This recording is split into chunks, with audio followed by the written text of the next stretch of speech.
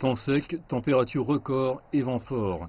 La fin d'un été californien peut présenter des conditions parfaites pour les feux de forêt.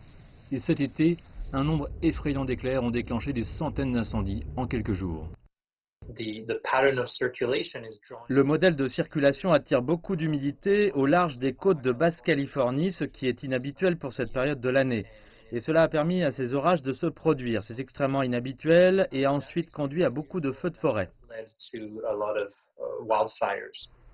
Alors que les flammes se déplaçaient rapidement sur plusieurs fronts à travers le nord de la Californie, des milliers de personnes ont été évacuées de leur maison.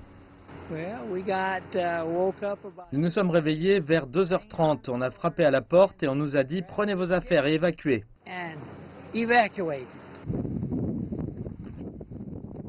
Au moins 134 structures ont été détruites lorsque les flammes ont brûlé plus de 280 000 hectares de terre, forçant plus de 60 000 personnes à évacuer. D'énormes flots de fumée au-dessus de la Californie étaient visibles depuis l'espace. La qualité de l'air a chuté en Californie et dans les environs, certaines villes enregistrant l'air le plus sale du monde. 11 000 éclairs secs. Nous avons eu plus de 72 heures menant à ce défi sans précédent avec ces feux de forêt. C'est un moment extraordinaire de notre histoire. Mère Nature s'est jointe à cette conversation sur le changement climatique et donc nous aussi, nous avons besoin de faire avancer cette conversation à nouveau.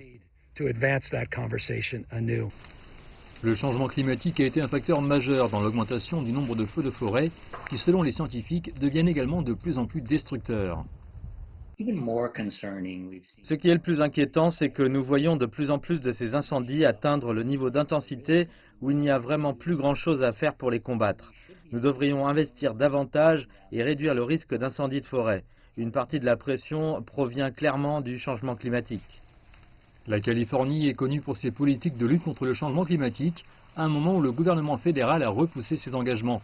Mais l'arrivée précoce de cette saison déjà intense des feux de forêt soulève plus de questions sur le leadership de la Maison-Blanche et ses vues contraires sur la science, alors que les États-Unis approchent de l'élection présidentielle de novembre.